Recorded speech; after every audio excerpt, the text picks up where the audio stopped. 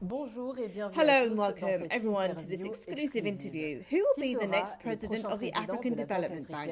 Well, maybe my guest, Dr. Sidi Ould Tah, former Mauritanian minister and seasoned economist. He's turned BADEA into a high-performing and ambitious institution. But what is his vision for the AfDB? Dr. Sidi Ould Tah, thank you for your time. Let me start very simply. There are 5 candidates, including yourself. Why are you the best choice? D'abord, je reconnais les qualités des autres candidats qui sont tous aptes à diriger notre institution panafricaine.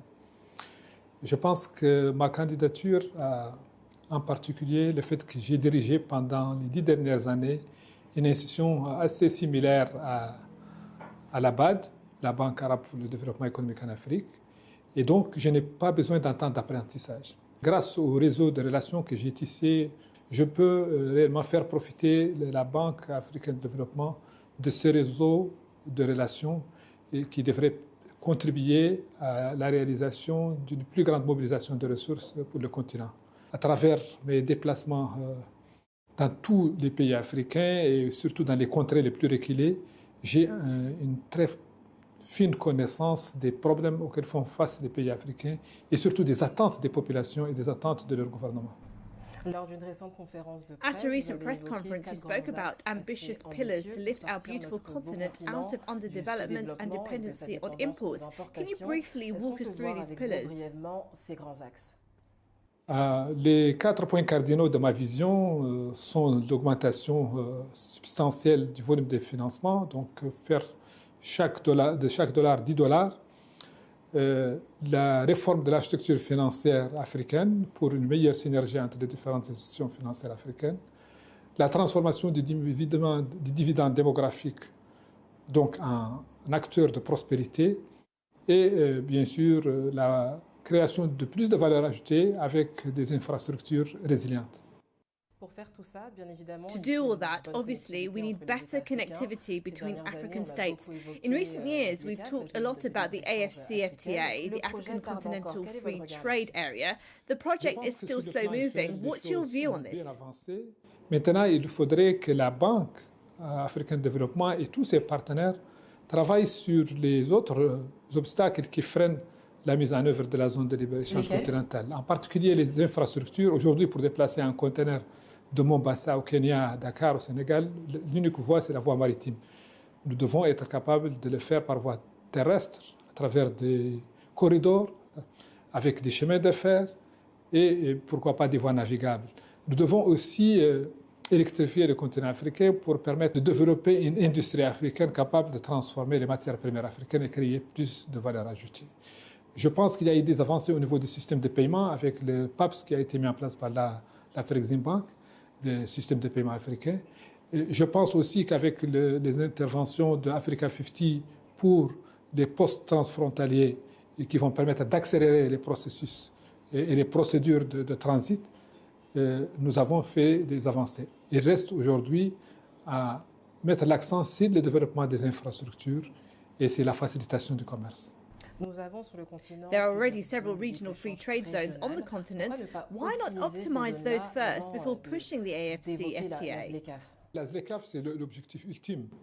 Mais bien sûr, nous pouvons utiliser les groupements régionaux pour renforcer et accélérer la mise en œuvre de la ZLECAf. La Banque africaine de développement est appelée à jouer un rôle beaucoup plus actif dans la réalisation de cet objectif continental. We are living in the era of climate change, a global challenge. Many believe it's impossible to industrialize the continent using green energy. Do you agree? Is it feasible? Vous savez, l'Afrique est très riche en matière de sources d'énergie. Donc c'est un mix énergétique dont l'Afrique a besoin pour développer ses économies.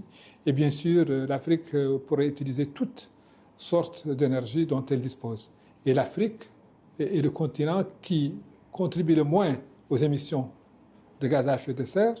C'est pourquoi la question du climat est un axe transversal dans ma vision pour la Banque africaine de développement. Given the issue of debt, if you were at the helm, how can the AfDB promote investment while managing this challenge? Il est évident que les investissements directs étrangers constituent une alternative importante pour le financement des infrastructures. Et comme on l'a vu en Asie et comme on l'a vu en Amérique latine, l'Afrique peut attirer beaucoup plus d'investissements. Et pour cela, nous avons besoin de développer des mécanismes appropriés de garantie. Et l'une des idées que j'ai dans le cadre de la vision, c'est de créer une agence africaine de garantie des investissements. Quelle serait la stratégie? What would be the strategy of that agency? Dérisquer les investissements directs étrangers, mais aussi introduire plus de synergies entre les institutions existantes de garantie pour aider le secteur privé et en particulier les petites et moyennes entreprises en Afrique qui font face à des obstacles pour l'accès au crédit. Qui finance la BAD? Bon, la BAD a un capital qui est financé par les pays actionnaires. Donc vous avez les 81 pays, dont 54 pays africains et 27 pays non africains. Bien sûr, le groupe de la BAD comprend aussi le Fonds africain de développement qui connaît des reconstitutions périodiques par des donateurs. Aujourd'hui, on est à une phase où la banque doit réinventer son mode de financement. Et c'est pourquoi nous avons un certain nombre d'innovations financières qui devront permettre de renforcer les fonds propres de la BAD, mais aussi lui permettre d'optimiser son bilan et de pouvoir augmenter ses capacités de financement au profit du continent africain. So it wouldn't be realistic today to say the AfDB could operate without foreign funding. Est une institution multilatérale de financement et de développement. Et par définition, les institutions multilatérales de financement et de développement ont comme première source de financement le capital. Mais avec l'optimisation du bilan, avec la levée des fonds, avec les partenariats, la banque peut réellement faire de chaque dollar 10 dollars. It's hard to talk about development without addressing security. Do you believe the AfDB has a role to play in tackling the insecurity that plagues certain La African sécurité et le countries? développement sont intimement liés. Et donc, je pense que la mission de la BAD doit impérativement prendre en considération ces dimensions et particulièrement travailler sur des pays fragiles pour réellement asseoir des bases d'un développement durable qui va ipso facto réduire les risques de conflits et ramener la paix et la stabilité et bien sûr créer les conditions favorables au développement de ces pays. Dr Sidi Ould Tah, thank you. Merci beaucoup. C'est terminé. That's it for this exclusive interview. Thank you for watching. To rewatch it, go to africanews.com and all our digital platforms. See you soon. À bientôt.